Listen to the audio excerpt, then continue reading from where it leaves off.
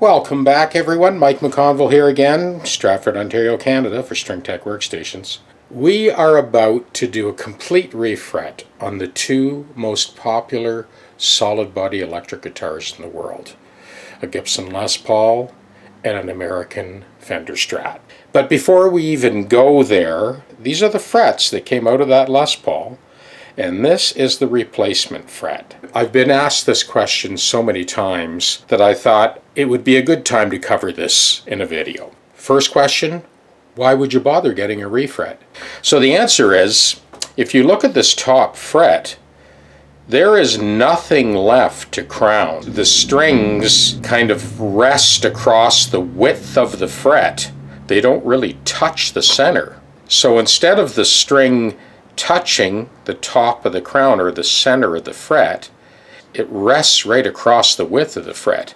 And this is the source of all the splatting and buzzing that becomes painfully apparent when you need a refret. But the other thing that you need to consider, the way the frets are laid out along the length of the fingerboard, everybody knows it's logarithmic. The frets get closer together as you ascend the fingerboard. In order for the guitar to tune perfectly, it's imperative that the strings fret dead center on the crown. This is not the case when the frets are worn like this. That's the first answer to this why a refret. So I've addressed a couple of concerns there. The splatting and buzzing that becomes common when you're in need of a refret, and how the intonation gets thrown off when the string does not fret dead center in the crown. So the next question is this. Well, what's the difference between fret wire? There's tall and wide and medium and jumbo and... Well, this fret wire that I've got here is by far the most popular fret wire that I use. In fact, I'm using it in both these guitars, the Les Paul and the Strat.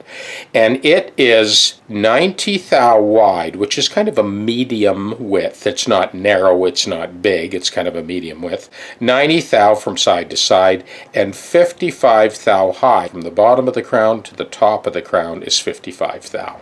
So I think the best word to describe it, going from a flat fret like this to a brand new fret, is traction.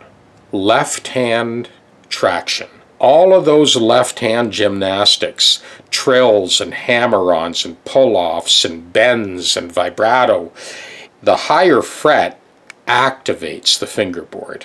So when you go to grip the string, you bend a note, it's not going to slip out from under your finger. With a new fret like this, 55 thou high, you got plenty of traction, good grab on that string. No matter what you're doing with the left hand, whether it be trills or hammer-ons or pull-offs or vibrato, the string is definitely not going to slip out from under your finger with a 55 thou crown. So I just completed a refret on this Les Paul and did a full video on this for my Patreon level 3 subscribers, so I thought I would take the opportunity. I had a YouTube guy asking about how I get the nut to fit properly on the ledge. I don't know if it was a Les Paul in particular, but I thought I would take the opportunity to kind of walk you through this. So I've got my blank. This is obviously a compensated nut blank. I get a read on that thickness first, and that's the first step, is to get the leg to kind of press fit, no apparent looseness, no apparent tightness into that slot. So I've scribed it, and now we're over to the stationary disc sander. So this is activated by a momentary foot switch. I just kind of tap it and spin it. I'm going to turn on the dust collector because it does make a bit of dust and I don't feel like breathing that stuff. There we go.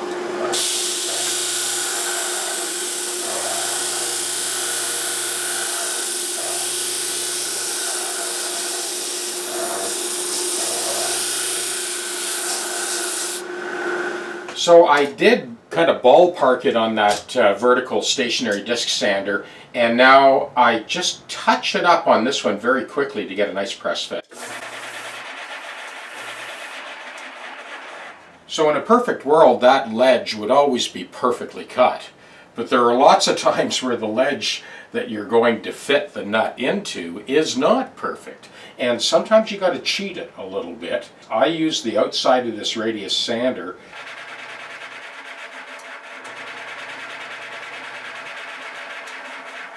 and put a very slight hollow along the length of that nut blank to allow those two outside edges to press fit perfectly. Well, this is the fit that we're after. So we got intimate contact all the way across that radius. We've got 1, 2, 3, 4, and then 3 more contact edges on the other side. They all need to make intimate contact. Very happy with that fit. So now we're ready to radius the crown. So I'm leaving lots of room on that crown, and I'm just rocking it back and forth and matching that radius that we have on the underside of the ledge. I want lots of real estate on the cap of that crown as we cut our values.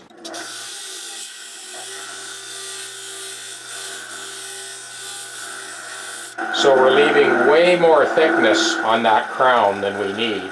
So typically, if you get the original nut out in one piece, which can be a challenge with Les Pauls, managed to in this case, we use that original nut to trace the original string spacing onto the compensated nut ledge.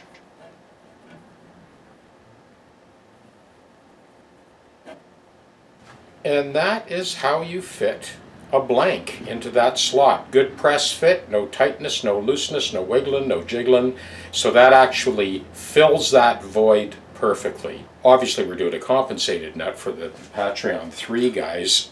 It's a bit beyond the scope of this little quick tips video. But that gives you an idea how I fit not just any nut, but an actual compensated nut blank, which is definitely more challenging than your typical Les Paul nut. So now we will finish up this compensated nut and cut the values. I'll use my little 12-inch radius gauge as my string jack to get that nut out.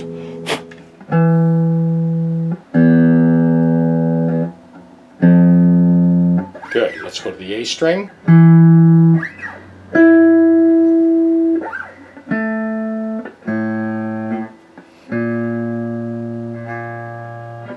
You don't want to get too rambunctious at this point because one extra stroke and we're starting over. Okay, let's try that.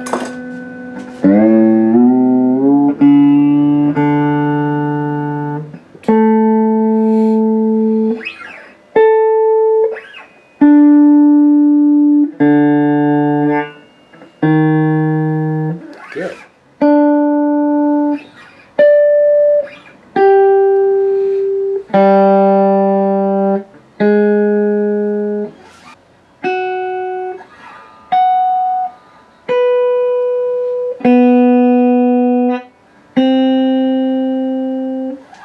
Now we're ready for the final finesse.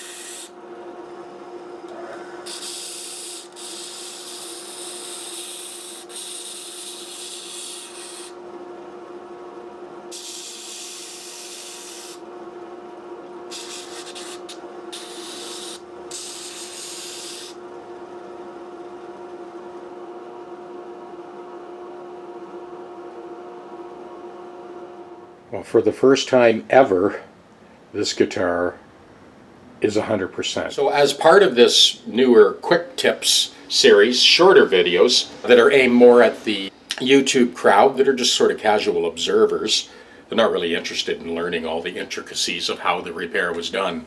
That I reserve for the more serious Patreon students. So I wanted to include this J45, which was brought by a newer customer. He brought this J45 and a Les Paul for a bunch of work, which is detailed, full detail, 1-hour video on the Patreon channel. This J45 is his dad's guitar, so I thought it'd be interesting to kind of lay down a triplicate harmonic thing and then blow with the Les Paul over top of it. So this is what we've got. The first layer is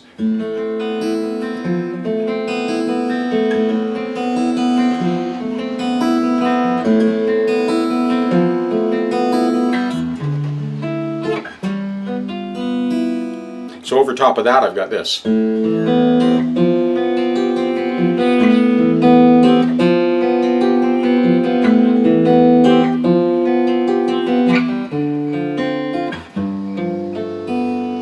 So the third part is like this.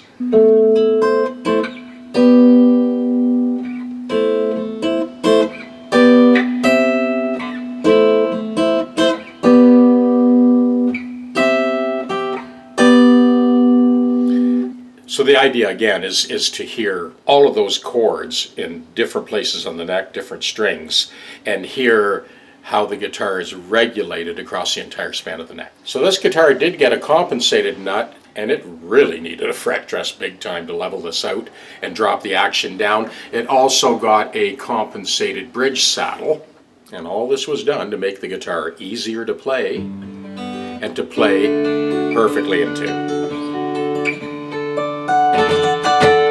So it's set up for 12 to 53 strings, concert pitch. I'm going to let that triple loop play, and I'm going to grab the Les Paul. I'll just sort of quickly go over what I did on this Les Paul, and I'll blow over top of the J45 loop. I thought it'd be an interesting way for you to hear the two different Gibson guitars together. So this is Rich's guitar, the other one was his dad's guitar.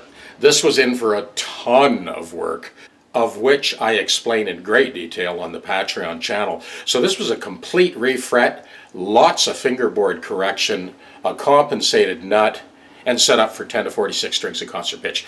This is definitely not chambered. Woo! It's a tank. Rich mentioned it's one of his favorite guitars. He's going to see a huge improvement in the traction that I talked about earlier in the video, going from a fret that's almost not there to a 55 thou crown. Okay, so I'm going to let this play, and I'll kind of noodle over top and flick the pickups around, and yeah, you can hear this Les Paul over top of the J45. Here we go.